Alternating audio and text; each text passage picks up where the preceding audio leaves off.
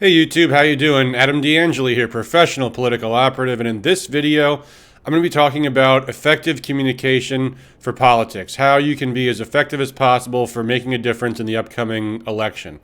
This is actually a lecture I will be teaching at the Battle Cry Michigan event coming up this Saturday in Troy, Michigan. It's going to be a great show. You should get tickets as soon as possible. You can just do a Google search for Battle Cry Michigan. You'll find it right there.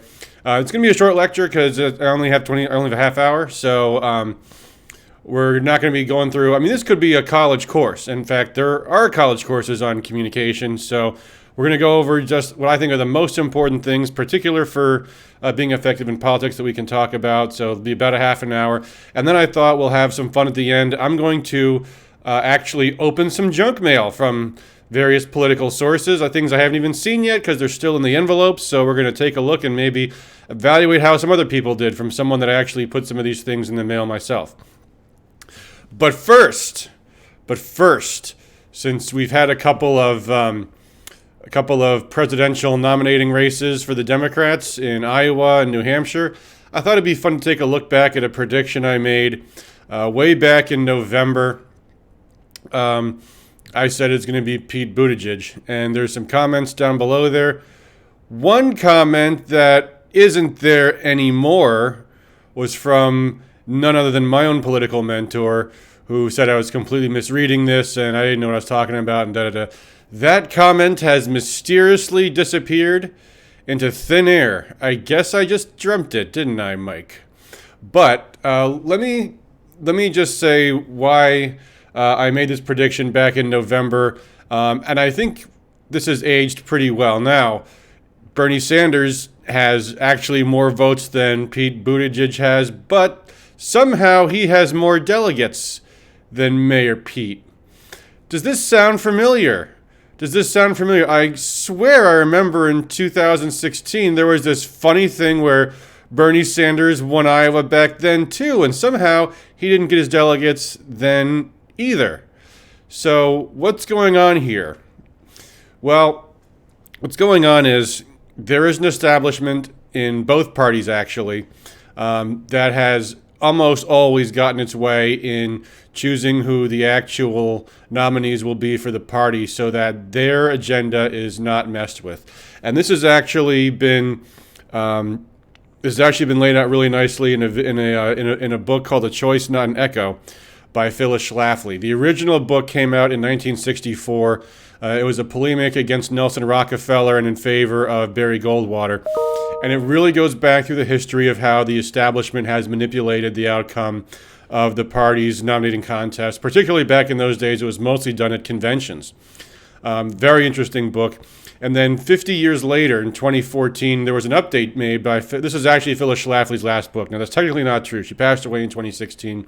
The last thing she did before she died was publish a book called The Conservative Case for Trump. She didn't actually write that one, though. It was written by, I think, Ed Martin was his name.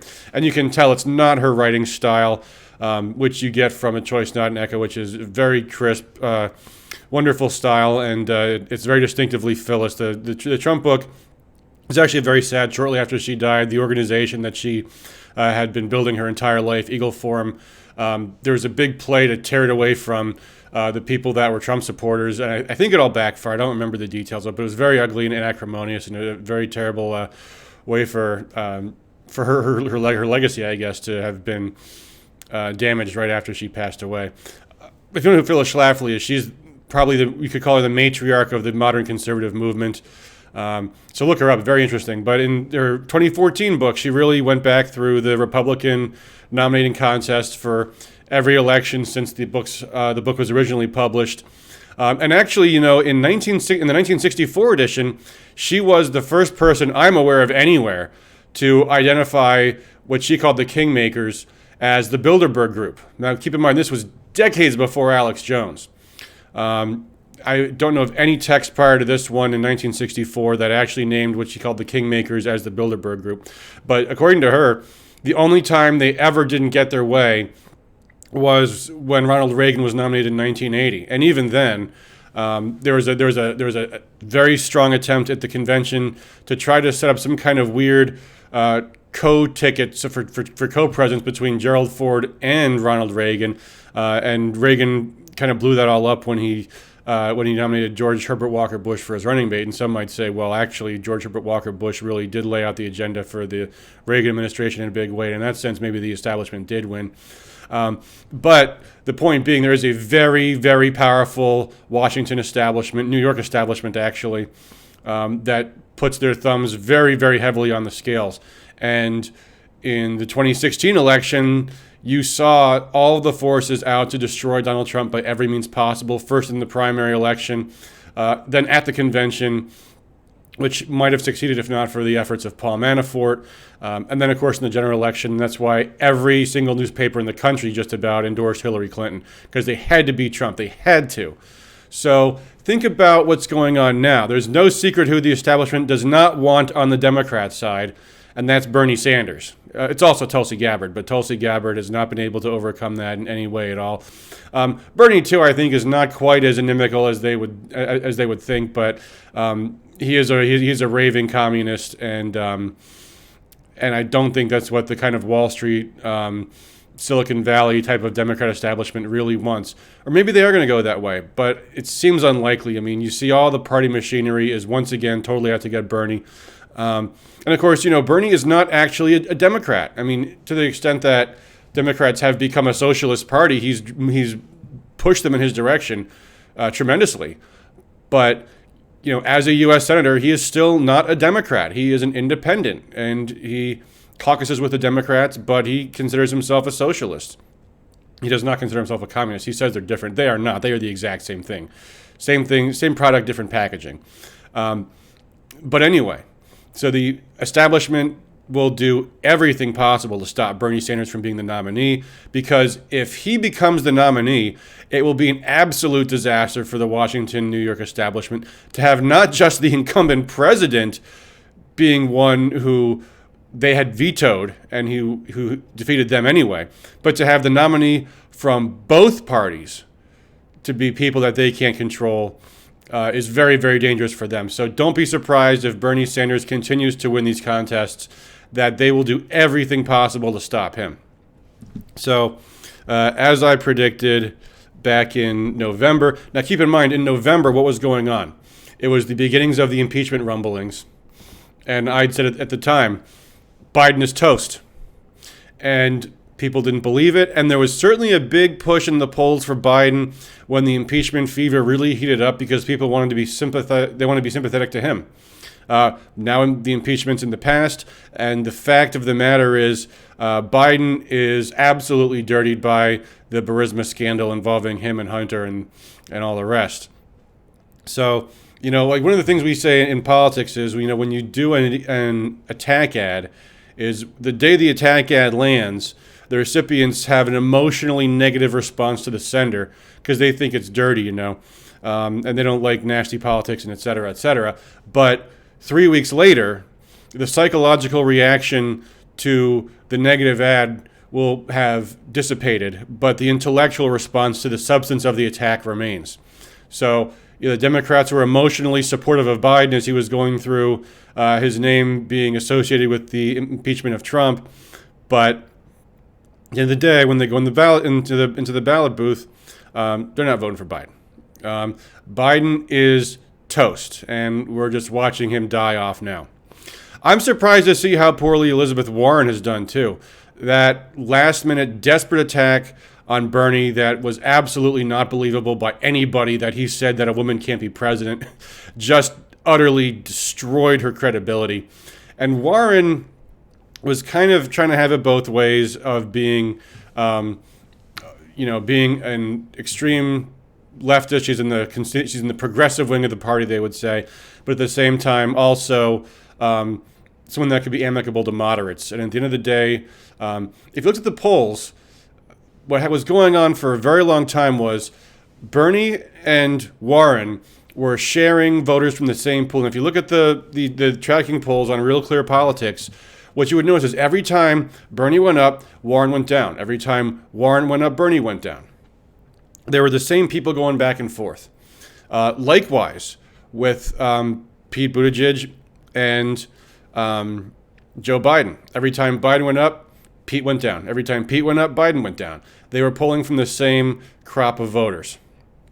Now, funny thing is, if you add them together, Warren and Bernie combined have more voters than Biden and Buttigieg combined. However, they don't have as many as them combined with Amy Klobuchar, or whatever. So what's going on with Amy Klobuchar? Because she's suddenly in the race, it seems like. She came in third in New Hampshire, and nobody saw that coming. She's just been a complete vanilla candidate.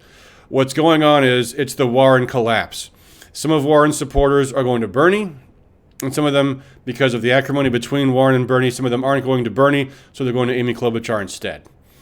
The rise of Amy Klobuchar is directly correlating to the cratering of Elizabeth Warren.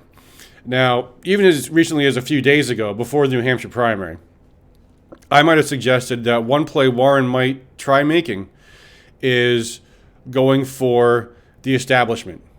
Saying, look, I know that me and Bernie both come from the progressive wing, but remember, he actually believes this stuff. I'm a total liar. I was a Republican half my life. This is just me playing the angles. If you can go to the middle, I'll be happy to do that, and I'll take votes away from Bernie too. But I don't see that happening anymore because now Warren is in the gutter. I don't see her coming back from this. So where are we now? There's Mayor Pete. There's Bernie. I don't see Amy Klobuchar getting much farther. She doesn't excite anybody. She is the definition of boring. Whereas Pete is a lot more feisty. He is very, very nasty and vicious to conservatives and Christians in particular. And he plays the game of, I am a Christian, so I can trash all the conservative Christians because I know what God thinks. He's actually very reprehensible in his holier than thou attitude. But plus he's got the support of the gay rights people, and he's deep state. We don't talk about this much, but let me pull up the story here. I heard someone told me that they tried to post this to Facebook, and Facebook wouldn't let them post it. Let me pull it up here. It was the story about Pete Buttigieg's CIA background. Let me try to find a better window here. So it's talking about Pete Buttigieg's role with the CIA and all this other stuff. He's a deep stater. So he's in the establishment. All these things, I think, combine to make him the establishment's pick for the Democrat ticket. Now, the question is, what's going to happen with Michael Bloomberg? Nobody knows. But I'll tell you this. It has never gone well for the candidates that say, we're going to skip the early states. Rudy Giuliani tried that in 2008. It completely blew up in his face. Bloomberg's going to come into Super Tuesday having won no states and having no delegates. He's got name ID because he's running, hundreds of millions of dollars worth of ads. But voters aren't going to see any momentum behind somebody that isn't even brought up in any of these early state contests.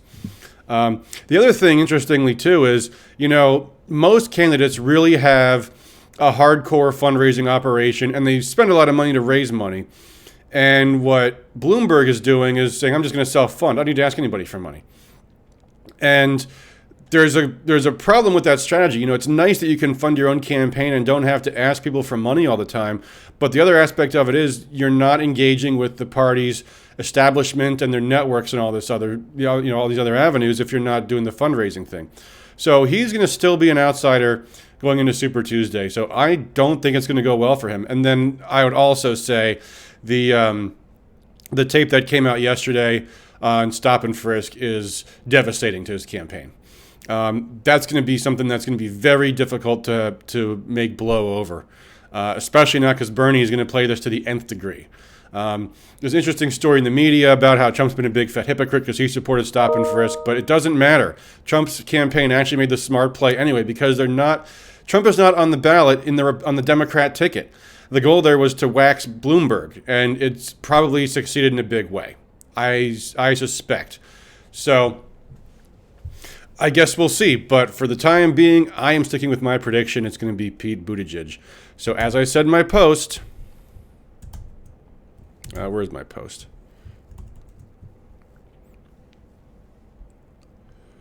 Wait, this isn't the right post. Oh, this was what I was thinking about. Oh, he didn't delete his comment. It's right there. No, he won't. This poll is a clear outlier. He has zero chance. I said, well, don't know how well that held up, Mike, but there you go. But here I am again saying it's going to be Buttigieg. He's now the front runner in New Hampshire by a mile. He's in the lead in Iowa. He ultimately didn't beat Bernie, so that has changed. Maybe that poll was wrong, but I stand by my prediction. And as I said at the time, start planning 3 months ago. So there it is. All right, so what we're going to talk about now is effective political communication. So we're in 16 minutes now, so I've got another 25 to go through all this.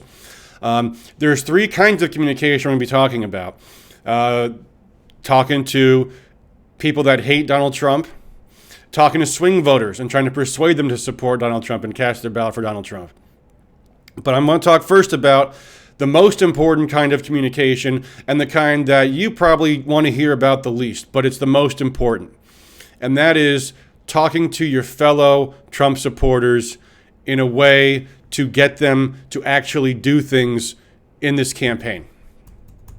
So I understand you want to debate the issues with people that see things the other way.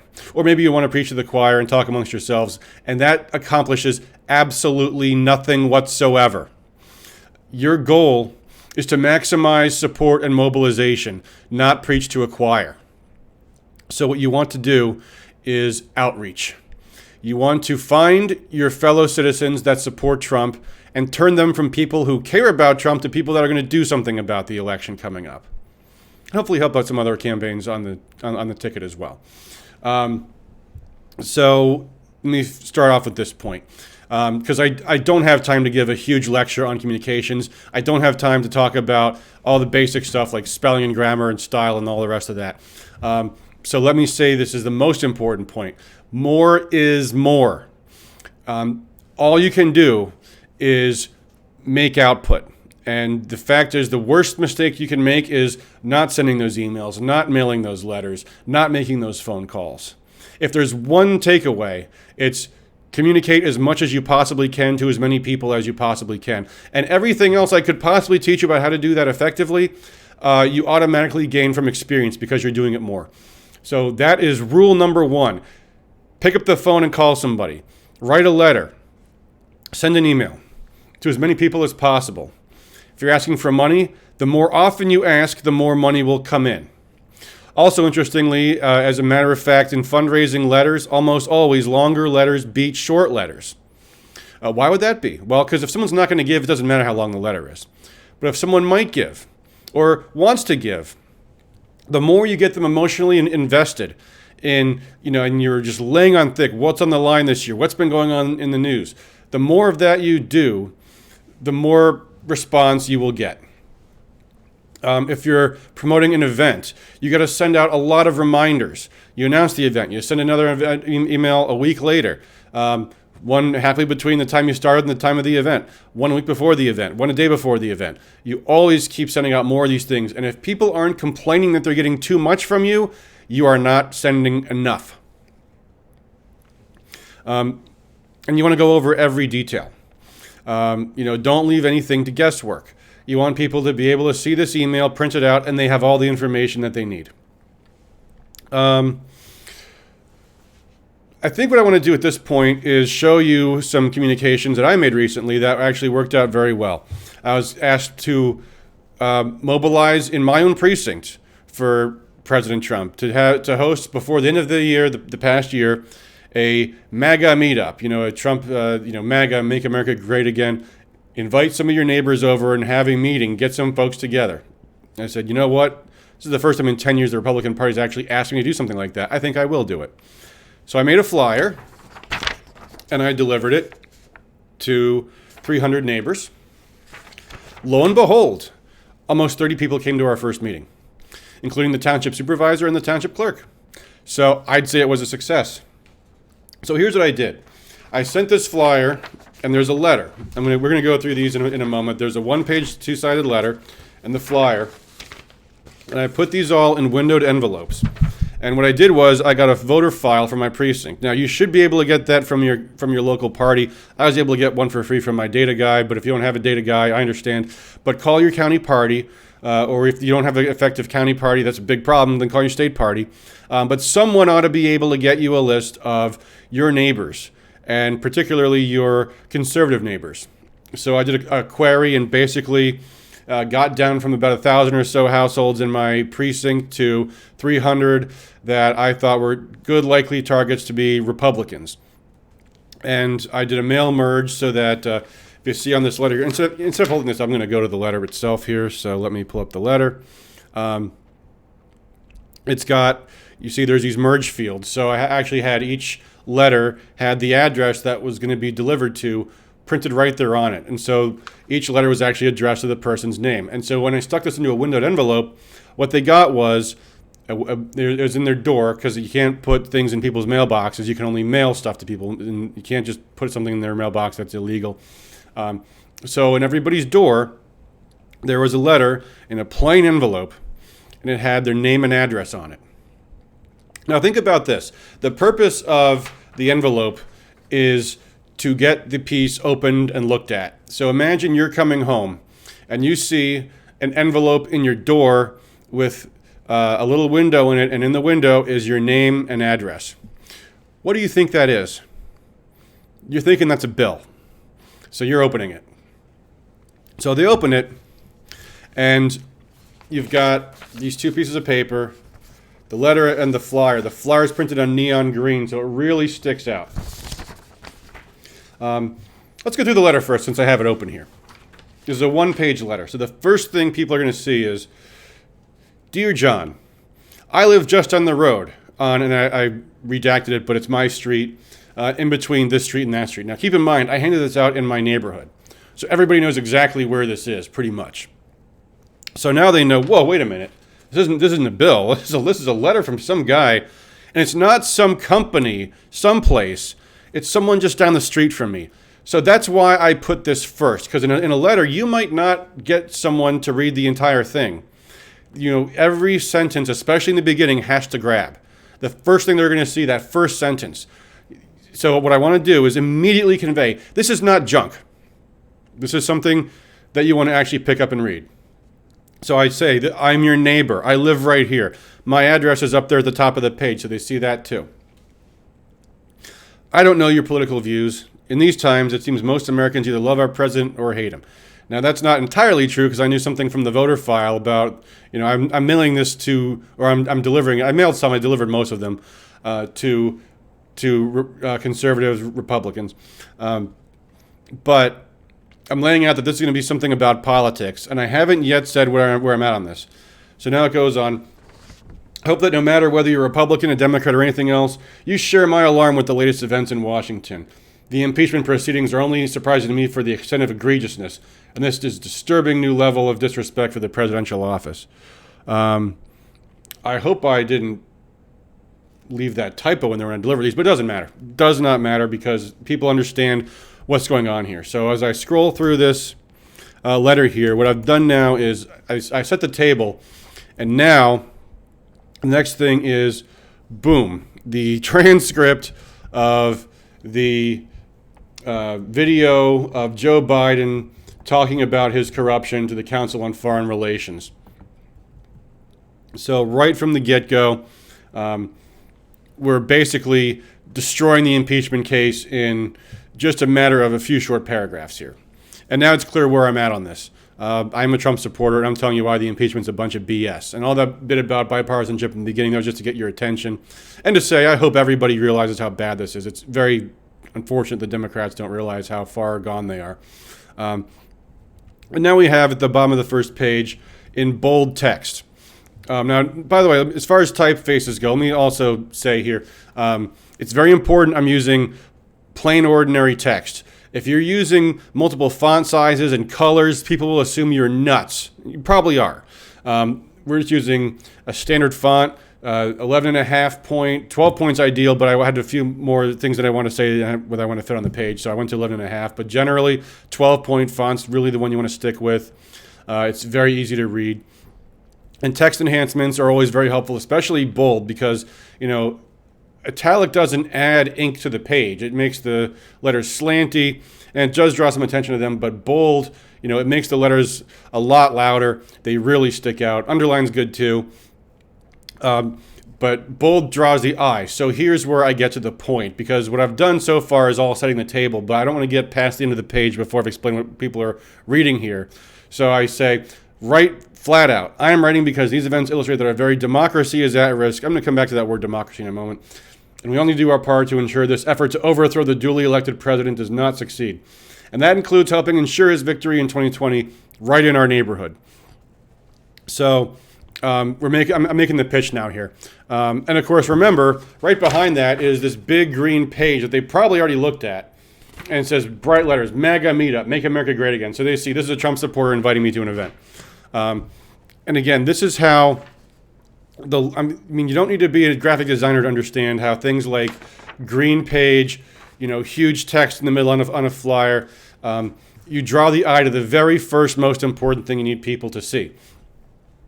Real quick about the use of the term democracy rather than republic, because I understand we're a republic, and I understand how strongly Republicans feel about that, because I've had at least 100 people want to explain to me why we're a republic and not a democracy. So why do I say democracy here?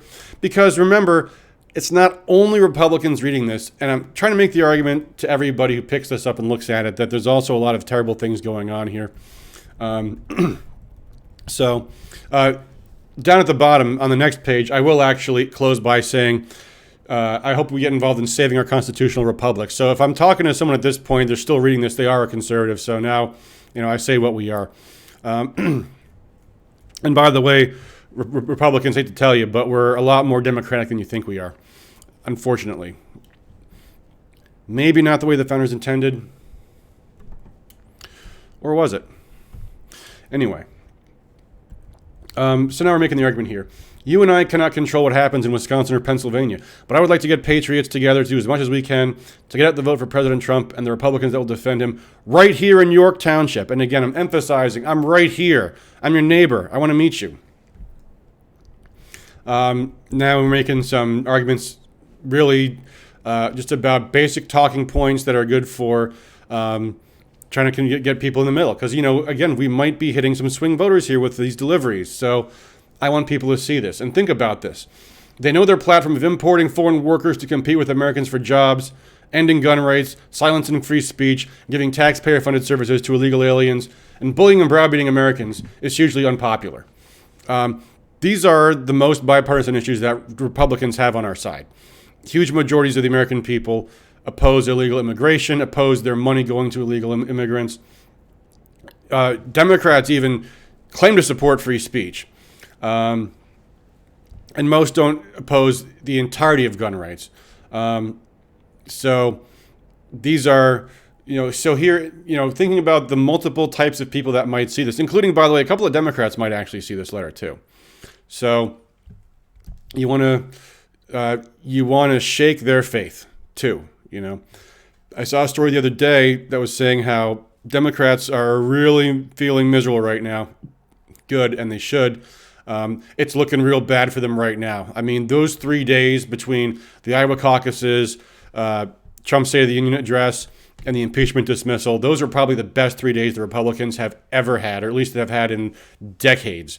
That doesn't mean you don't need to work your tail off, because there's still going to be a lot of difficulty in actually prevailing in November. I mean, there's a lot of dirty tricks the Democrats are going to play, so don't take it lightly.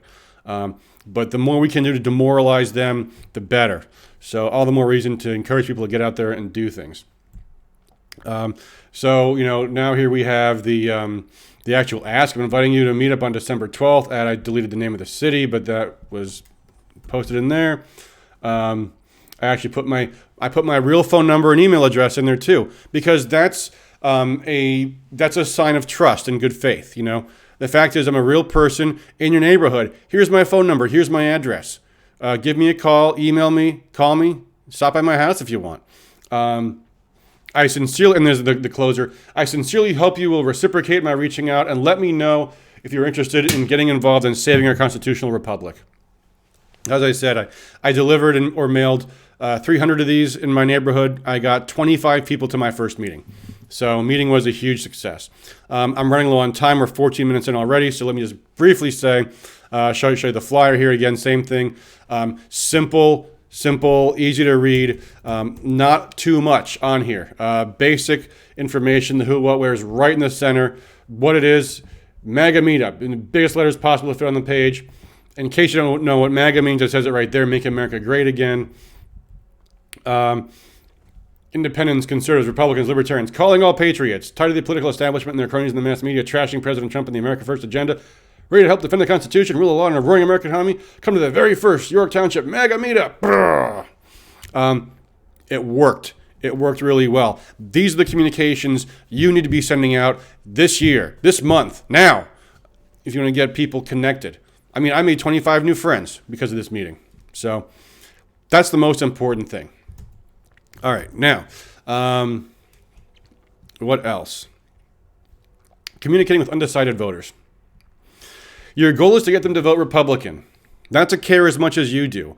They don't. If they did, they would be Trump supporters like you. So your goal is to get them to vote, not to convert them. So what are some of the principles here? Number one, always be on offense. Never be on defense, explaining or excusing whatever they're attacking Trump about in the media today. Keep the focus on the Democrats and their wrongdoings. In politics, if you are defending, you're losing. The only proper response to an attack is a counterattack. The most effective of all rhetorical devices is ridicule. Saul Alinsky laid this out in Rules for Radicals. It's a left-wing manual, and tactics are ideologically neutral. What works for them works for us just the same way. And the fact is, ridicule is immensely powerful. One of the biggest losses that the Republican Party had in 2016 and in 2018 in Michigan was wealthy suburban female voters, particularly in Oakland County, Michigan, where there's a lot of wealthy suburban women. And they have societies. And what happened was, because of all the effective attacks the Democrats used on Trump as a sexist and that really kind of went unanswered, it became socially unacceptable to be a female Trump supporter in these wealthy areas. It became a socially problematic thing. And that's where the big loss was. You have to make people embarrassed to be Democrats. When people are embarrassed to be Democrats, that's when we win. So focus on ridicule. Always the crazy things Democrats say and do. And believe me, the Democrats will all give you plenty of material between now and Election Day to be just jabbing them endlessly on how crazy they are.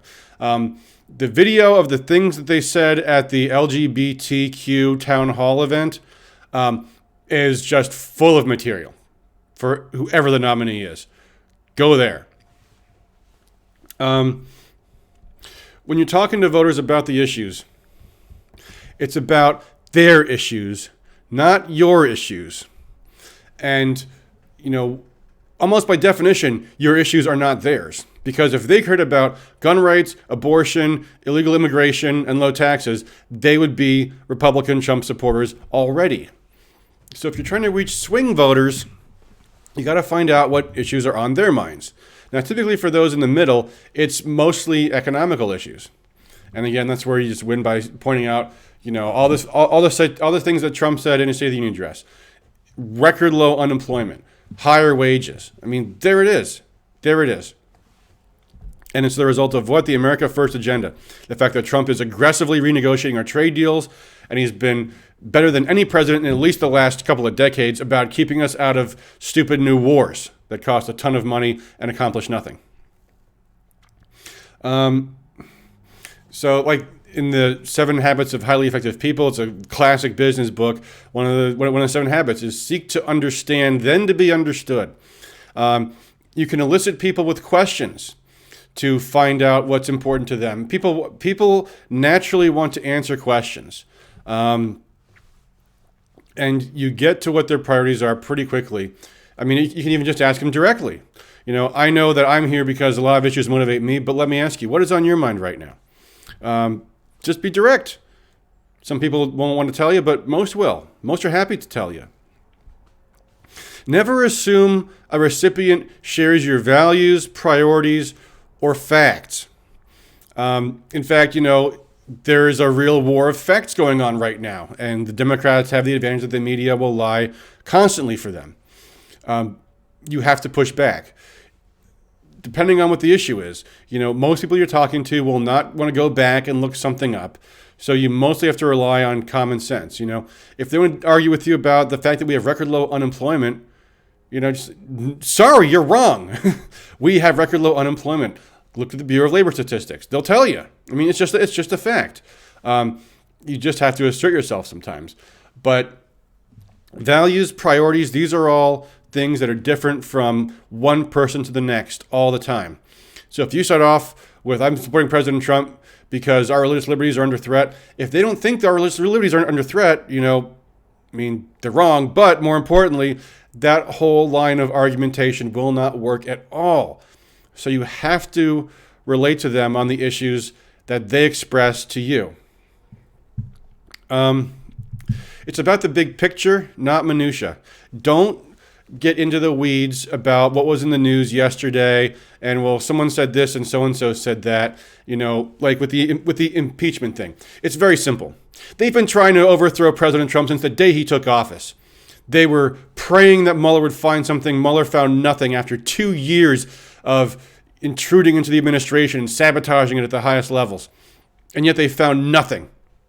And even still, they went to impeach him with the most pathetic, hypocritical thing ever, that they accuse him of trying to manipulate the election, something that they have done almost without any even pause. The whole impeachment itself was a massive exercise in trying to destabilize and tamper with the election of 2020. That was their intention. They knew full well they were never going to get a conviction of Trump. It was all political theater, all to attack Trump, as Nancy Pelosi even said, to tarnish him. So you don't need to get into the weeds about the little things. Stick to the big top-level issues. We have more jobs, we have higher wages, and the Democrats are, frankly, a bunch of raving, hateful, miserable people that we don't want to be anything like. Right? So keep it there. How are we doing? We're almost 38 minutes. I've gotten till 51? No, 41. Uh-oh, we're running low on time. Let me go quick. Find common ground. Once you find it, stay there. If you find out what issue they relate to, stay there. And, even with people you disagree with, you can sometimes find funny things. Like talking to a Democrat friend. I said, I don't agree with Sanders on his issues, but I think it's terrible what the Democrat Party did to him. And, of course, in the back of my mind, I'm thinking they're going to do it to him again. And if Sanders has the nomination stole from him again, this person might not vote for the nominee, whether it's Buttigieg or Bloomberg or whoever else it is. Don't aim at their shields. If someone tells you they disagree with you about something, get away from that. Don't confront them. If someone says, I really support minimum wage increases, don't argue about how the minimum wage outlaws jobs and is bad for people. They just told you they believe the minimum wage is a great thing. So go to something else. Get away from their defenses. You're not going to knock down their defenses. You go around them. Lead with questions. I mentioned that already. Oh, here's an important one. Discuss values, not utility. It's hard sometimes because some issues have more of a moral bent than others do. For example, labor policy. You could argue there's a right and wrong question about whether or not someone should be forced to pay dues as a condition of employment to a labor union. But most people think about this as an economic issue, and it just kind of stays there and sits there. But whenever you can, you want to get above talking about whether or not Trump or Bernie will be good for the economy. Talking about things like Trump is an unapologetic believer in American greatness. He loves our country. And if anything is clear from his behavior, he loves America. Bernie hates America. He wants us to become more like Europe, which he looks up to and he admires. He talks about it constantly. He's constantly accusing us of being racist and sexist. We have a society that's racist from top to bottom, I think he said the other day. That's a disgusting thing to say. And it's terrible how casually Democrats toss that accusation out there. That's something to be confronted. I've said this before, so I can skip over it. Don't be argumentative. Doesn't work. Does not work. All right, finally, since I'm down to the last minute. Communicating with Democrats and others that oppose Donald Trump, simple. Don't. If you're talking to them one-to-one, your goal is to end the conversation and not talk to them again. Obviously, if they're family, you can't. So you do your best as if they're a swing voter, and you try to find common ground and try not to damage the relationship you have with your family. But for the most part, you're not going to persuade them, so don't bother. In public, if you're talking to somebody on Facebook and there's people that might see your conversation, your goal is not to persuade the target. Your goal is to persuade the third party that might read that. And here again, the same old tactics. Go on offense, use humor, use ridicule. Don't let them change the subject. Democrats love changing the subject. Keep them where they are on your terms. You know, if they say something that's totally off topic, they try to change the subject. If you're having like a Facebook exchange, okay, well, if we're changing the subject, here's that video again of Joe Biden calling that woman a dog-faced or pony-faced, I forget what it was, but it was very funny. Don't let them frame the issue. If they say the term anti-woman, you respond by, no, I don't support killing babies. I am pro-life, and I'm not pro-murder. I'm not pro-dismemberment, which is what a lot of abortions are, where they rip them out limb from limb. Frame the issues in your terms. All right. So with that, my 25 minutes are up. So I'm going to just cut it off there. I think I got through the most important points I think about communicating. Now let's have some fun. The time limit is off, and we're going to open up some political junk mail, and let's see how they did. And this will be a nice way to kind of get to some other points I didn't have time to make here. All right, the first piece we have. Let me go full screen here. First piece we have. This is from President Donald J. Trump. I'm sure he sent this himself. Of course he didn't. Oh shoot! I just doxed myself.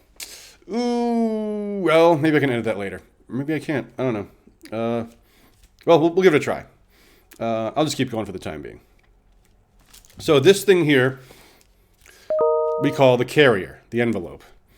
It's not just an envelope, however. It is a design. You've got a return address there on the flap. You've got what looks like a first-class stamp, but is not. You've got the president's name in the return address field, right there. And you have a note. 2020 campaign kickoff. Urgent request.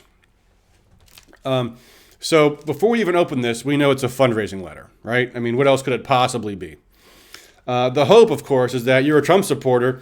This has Trump's name on it, so you're going to open it right up. They've got choices here. They could have done things differently.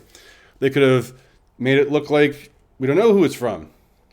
They could have had what's called an indicia instead of a postage stamp. See, this is a fake first-class stamp. You see, if you read very closely, it says pre-sorted first class. It does not actually go through the mail the same way a first-class stamp does, but to the average person, it looks as though it's a first-class stamp. Notice it doesn't have the cancellation thing waved over it. That's hard to get. I don't know how they actually did that. Most mail shops even, they'll do the pre-sorted first-class stamp, but it'll still have a cancellation thing on it.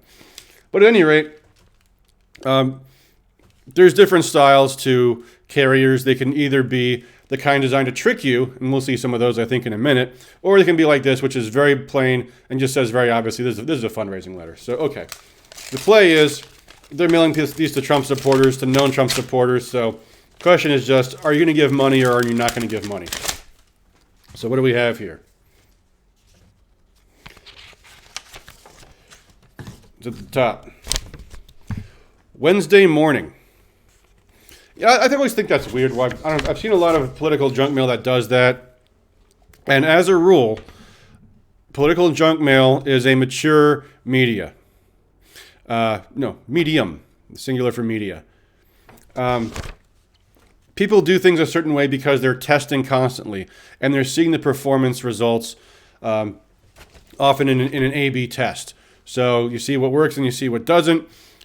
This presumably is a professional political consulting firm that's mailed out millions and millions of these. So I guess they know what they're doing. But I'm always puzzled by the Wednesday morning thing that they put at the top. They're like, hey, who cares what day of the week this was mailed? If you can't put a date on there, don't. I mean, usually, I don't know why you wouldn't put a date on there.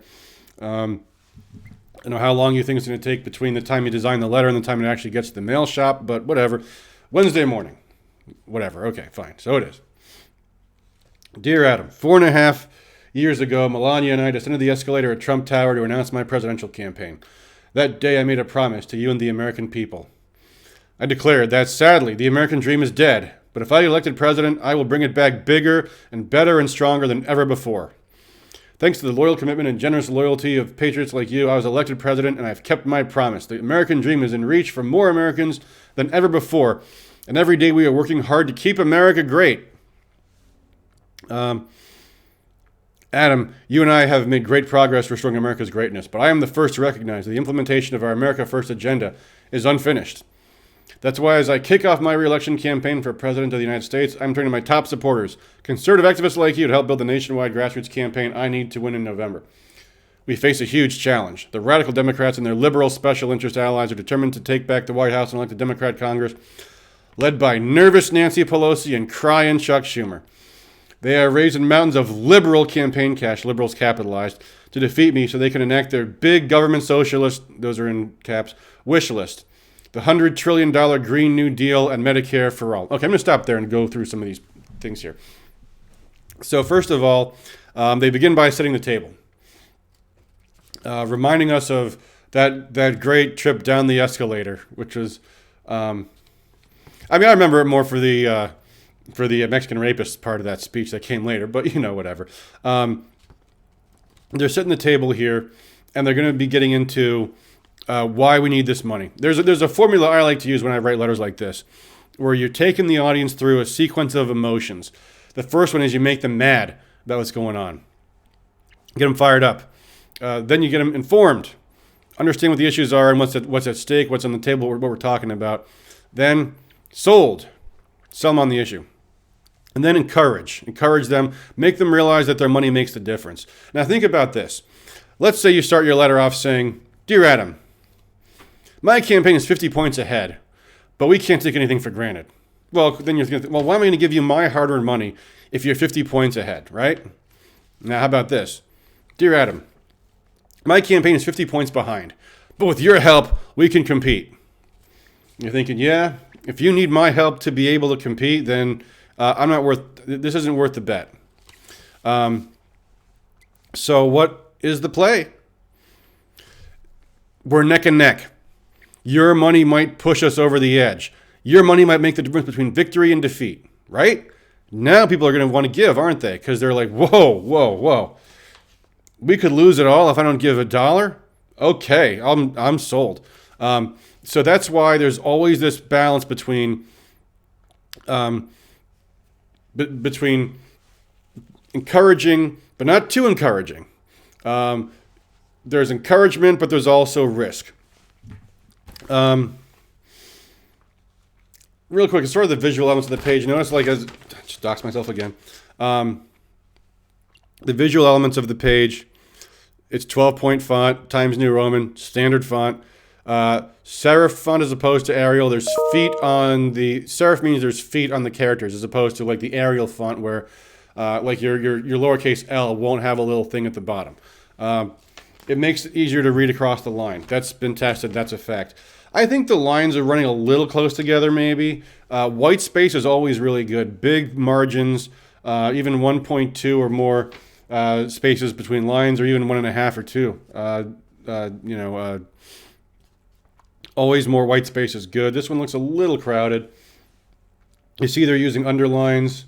I don't want, it's going to be, I'm going to be here all night if I read all these things word for word. But it's as I say, they're talking about how George Soros is funding left-wing groups, Nancy Pelosi and Chuck Schumer, you got all them on there. So it closes by saying, You and I have created a positive movement focused on the American people. It was thanks to this movement that grassroots leaders like you, we were able to send shockwaves around the world on November 8th, 2016. Reminding people how great that victory was. It is the same grassroots movement that will power us to victory in 2020. So please let me know I can continue to count on your support by sending a generous Trump Make America Great Again Committee contribution of $35, $50, $100, $250, $500, $1,000, or $2,800 in the enclosed pre-addressed reply envelope. Okay, a couple of things here. First of all, can I just please say the name of that committee, Trump Make America Great Again Committee? It sounds to me like a caveman says that, Trump Make America Great Again. Why don't you go with one or the other? Or Donald Trump's Make America Great Again Committee or something. I don't know. The contribution levels, 35, 50, 100, 250, 500, 1,000, or 2,000. So this is what they do when you don't know how much money the recipient actually has.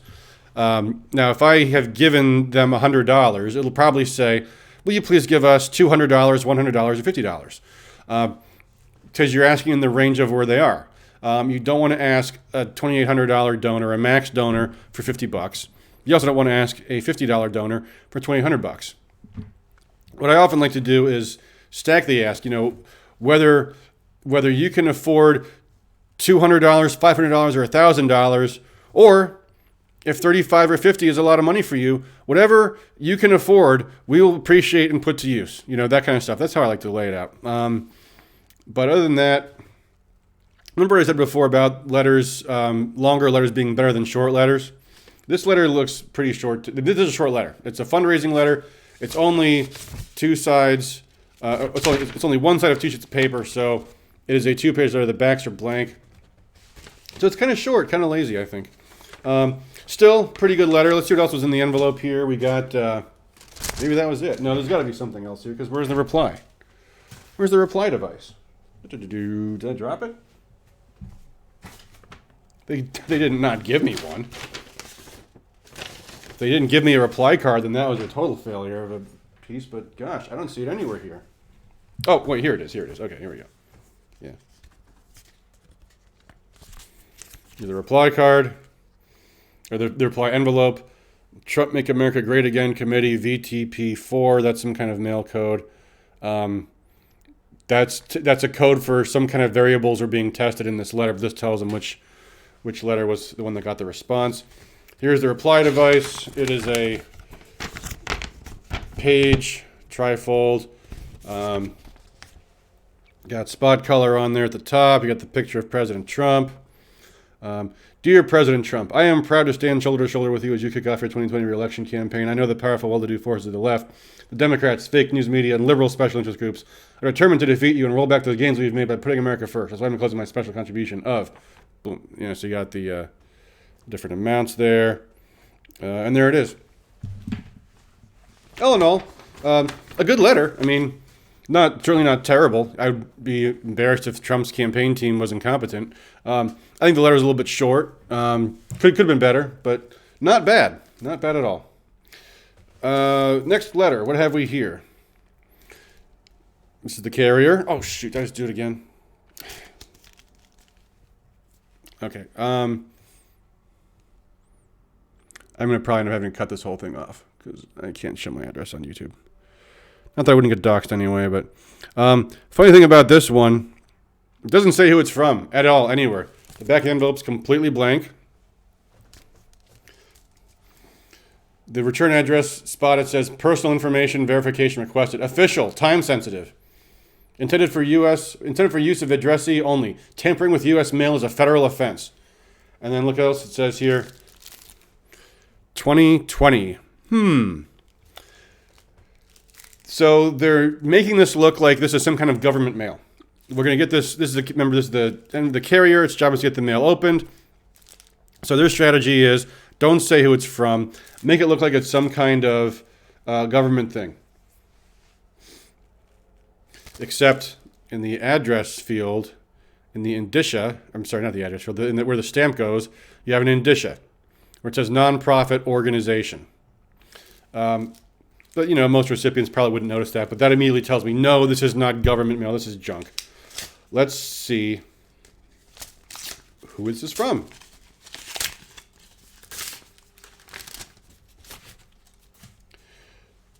2020 Republican census verification. 7th Congressional District.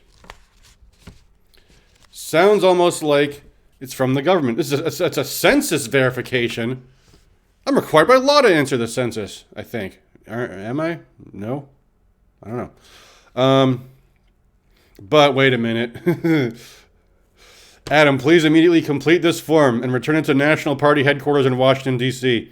In the envelope provided along with your 2020 election, your contribution. You know, see, this is the thing I have about these kind of mixed mailers. And again, they do it because it works. So just because now this particular piece might not work as well as every piece does, but you know, they're trying different tactics here. This one, the thing I don't get about it is you make it look like it's official, but sooner or later they're going to figure out it's not, and then people feel like they've been manipulated. So I don't know if this is the best strategy, but I mean, I guess it's worth giving a shot. They have this weird. So this is interesting. They have these two forms. It looks like a two-part form, like it's a carbon copy or something. The yellow form behind it's identical. It's the exact same. And then it says on the lower right, contributor copy, please retain for your records. Where over here it says RNC copy, return with your contribution. This is not a carbon copy. And this wasn't printed on a dot matrix printer either. You see, it got the old style little dots here from when you had a printer feeder that used these wheels. This is to fool old people. That's what this is. It's to fool old people. Shame on them. But, you know, I mean, if it works, I guess you do what you got to do.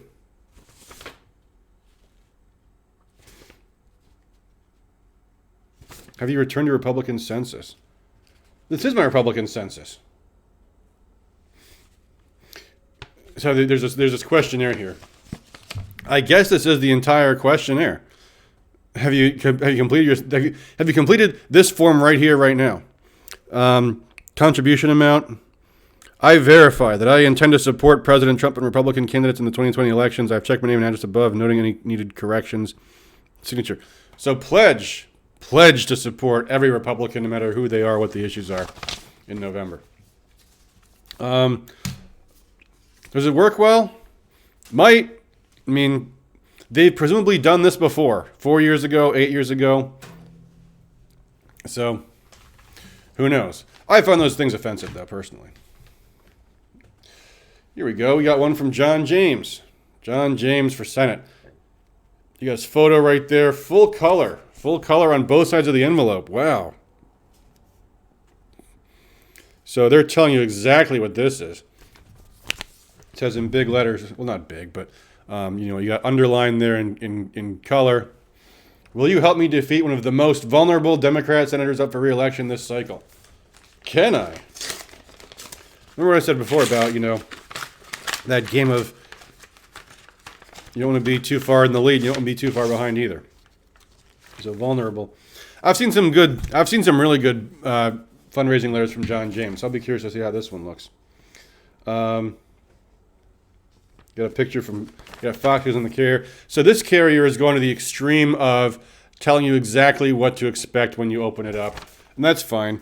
So what do we have here? There's no personalization on this letter inside. This letter was folded kind of funny. Whatever. I'm not going to read this whole thing word for word because we'd be here all day. But here's what the letter looks like. See, it's a 4-pager. Longer than Trump's letter. You got 2 pages back to back. Touting his conservative credentials. I am 100% pro-life, pro-Second Amendment, pro-taxpayer, pro-military. You got a lot of white space on the page. That's good. Short paragraphs. In bold, will you help me defeat one of the most vulnerable Democrat senators? They're making the argument that this is a fight we can win. Which James is playing up because he, of course, lost a year and a half ago to Debbie Stabenow. But now it's saying, well, this guy's more vulnerable than Stabenow was. You got what to someone whose vision is not very good, looks like an authentic signature. Of course, you look closely, you can see the pixelation of the signature, but it looks like he actually signed it, which he didn't, obviously. Just like Donald Trump, I'm a business-minded political outsider. Just like Donald Trump, an America First conservative who believes in small government, fiscal responsibility, and secure borders. So again, using those red meat issues, very good. We got the contribution form, urgent contribution form, full color photos reminding everybody what a wonderful family Mr. James has. Actually, these are the same photos that were in the envelope.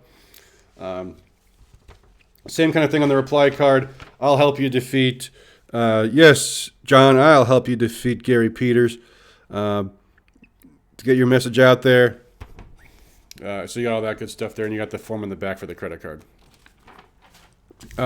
Solid piece. The reply envelope is it's yellow. It says, "Please rush." Of course, the mail guys don't pay any attention to that, but looks nice. Good letter. I better than Trump's letter, I would say. I like it. Having not read the entire thing, but it hits all the bases. So very good, very good. Here's one from Paul Young, I believe it's pronounced, running for Congress. So you have his campaign logo right there. It has an indicia for the carrier, so you see it's not a stamp. It's got the indicia. Those are cheaper, but also conveys immediately this is political junk mail. It says in the bottom left there, "Help stop pro-impeachment liberal Elissa Slotkin." So again, we know what's coming. Let's see what Mr. Young has for us.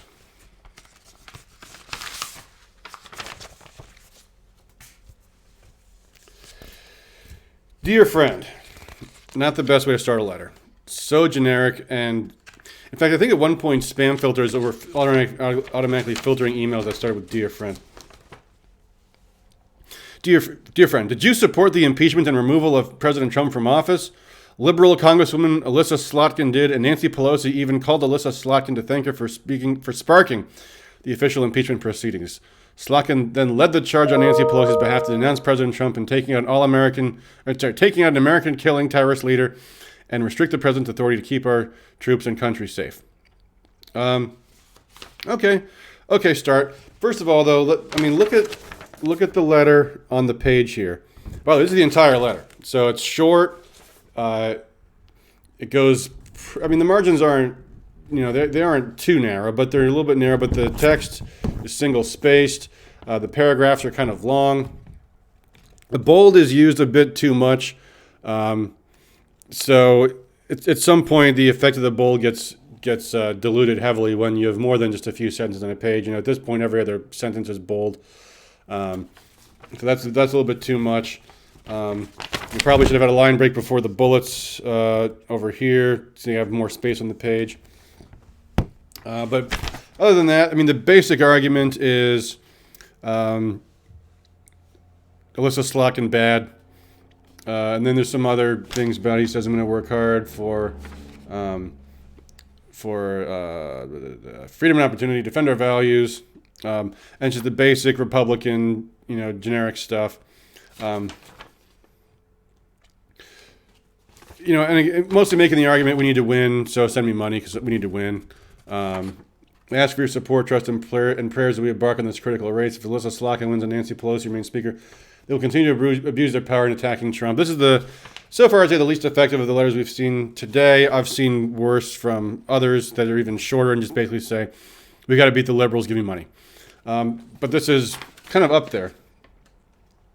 And not making much of an argument about the fact that this guy's in a primary race still. He's not the nominee. They have I think 5 candidates or more running for the seat, and then the primary election is in August. So he doesn't attack his opponents or distinguish himself from them. It's a short letter. Contribution form. Make check payable to Paul Young for Congress. Okay, so now on the back of the reply device, you've got making the basic things here. Although it doesn't say much about him. There's a little bit at the bottom, but mostly it's Slotkin bad. He says he's conservative. He's putting America first. So that's cribbing off of the Trump campaign slogan. Bullet points are supports a strong economy, which is pretty generic. But opposes tax and regulation. And this is very generic Republican talking points. Protecting work-provided health care. And stopping Medicare for all plans. I meant to bring this up when we looked at Trump's letter. This is bad because we're letting them frame the issue with the term Medicare for all. Our side's thinking like, well, yeah, but not everyone likes Medicare, and they might like the plan they have. But the way that the average person's going to see, some people might think that, but other people are going to think, Medicare for all sounds good. We're giving something to everybody. And Medicare is presumably a good thing, isn't it? I mean, it's not, but people think it is. So, whatever. Don't use their framing. Stopping Bernie's crazy socialized medicine scheme. You don't need to say Medicare for all. I mean, they're putting it in quotes, acknowledging that we're using their term for it. Don't say Medicare for all. Ever. Ever, ever, ever. It's communist healthcare. And the contribution form is a pretty standard thing. I mean, you got the usual stuff here. And a very, very boring reply envelope. Just says, help stop pro-impeachment liberal Alyssa Slotkin. So that's from Paul Young. All right, what else do we have here? This one's from Paul Gottfried, who I've never heard of, from the Charlemagne Institute. I don't know what that is. Nonprofit Oregon Disha there. So let's see what we've got here.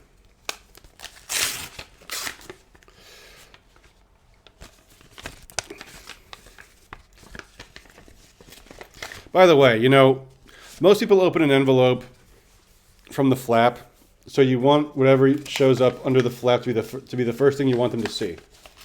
But some weirdos like me open it from the back or from the side, so they haven't seen the back, so the first thing gets the reply card. I don't know if he could have buried this reply card somewhere inside the original mailing, but you usually try to do it so that as best you can when they open the envelope, they see whatever you want them to see first. So the Charlemagne Institute, Defending and Advancing Western Civilization. Cool. Still never heard of them. What is this? Oh, it's this magazine I have. I didn't know that's what they were called. Dear Adam, it's with profound pleasure that I, Paul Gottfried, introduce myself as the new editor-in-chief of Chronicles, a magazine of American culture. I don't care. I mean, I like the magazine. It's very good. But why are you telling me this? In a fortunate turn of events, Chronicles has found a helpful, dedicated partner in the Charlemagne Institute and its CEO, Devin Foley. On December 31st, 2018, okay, so over a year ago, the Charlemagne Institute and the Rockford Institute, the previous sponsor of Chronicles, merged in an auspicious union many years in the making. What do I care? This enterprise aims at nothing less than defending Western civilization at a critical juncture in our late modern age. Institutions as board of directors came together and decided, I don't care about your board of directors, and decided to merge their work under the joint banner of the Charlemagne Institute. Raymond Welder, I never heard of him, don't care, of the Rockford Institute became the new chairman for Charlemagne. I don't care.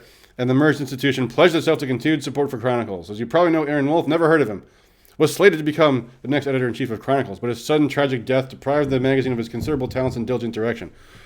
Okay, that's too bad, but why do I care? And also, by the way, so if you're going to be the new editor-in-chief, am I assuming that it would have been better if we had this other guy instead? So you're saying you're not very good? What is the point of any? This is all just junk.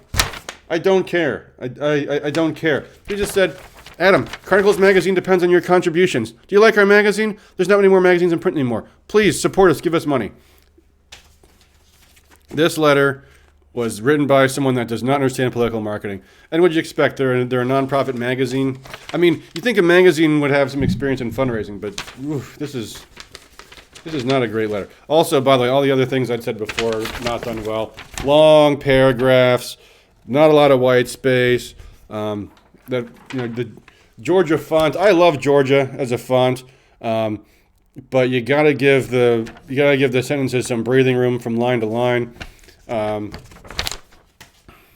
What else do we have here? This is their reply card. It's a full page. We fill that out. envelope is a very standard-looking business reply envelope, not necessarily all that bad, but of course, very ordinary. That's the worst one we've gotten today so far. All right, last one. The back is blank. Front. Do not destroy. Official document. Non-profit organization indicia. Official document. Special notice. You have been selected to represent voters in Michigan's 7th Congressional District. Please find documents registered in your name. There's a congressional district, a document tracking code. Please respond by and deliver exclusively to me, my address. Okay. So this is another one where they're trying to trick me into opening this. And is anybody actually fooled by this? Do people really not know this is junk mail? Here we go again. 2020 congressional district censored. Census commissioned by the Republican Party. Monday morning. Okay. Ronna McDaniel, chairwoman. It's funny she doesn't use her maiden name anymore, huh? Dear Adam, winning in the 2020 presidential election is going to take a massive grassroots effort all across America. It's a battle we must win. That's why President Trump has requested that a census of every congressional district must be conducted immediately. Enclosed is your copy. Registered code #A20PH019 in your name as a representative of Milan. Your registered census is one of the select few being mailed into Michigan's 7th Congressional District in order to build the data models needed to target voters in in Milan, and help ensure the re-election of President Trump and Republicans up and down the ballot. It is critical that we receive a completed census document no later than February 24th. This is a common pitch in political junk mail. You have to send this in because we're only sending this to you. If we don't have this response from you, we don't know anything about what's going on in your district. That's actually probably an effective play. Again, borderline ethical, but my main concern about this is more that this is all just way too busy. This is a wall of text on the page here. I'm not going to read this all. It's way too long. On the back, more long paragraphs. Keep it, Chuck Schumer, Elizabeth Warren, Nancy Pelosi, Adam Schiff. They're rattling off the names of these people, but you remember, if you obviously saw recently, there was some episode of Jeopardy where none of the contestants could name Adam Schiff, and they saw his picture and said he's the House Intelligence Committee chairman. This was amid impeachment. What else do we have here? Anything interesting? We must win women, minorities, young American, and other voting blocks. So they're making this. They're kind of playing to the census argument. Plus, again, census is done every 20 years or every 10 years. So there's a 2020 congressional district census. Okay. Letter is certainly long. That's good. But also crowded, and that can be a problem too. 4 full pages on that one. And then we have, so they make this form here. This is a big reply envelope, bigger than the others. Says has first class stamped on it. Everything you mail from home is first class. I think can regular old mail get third class stamps? I don't think it can. And a long, agonizingly long. Did I just dox myself again?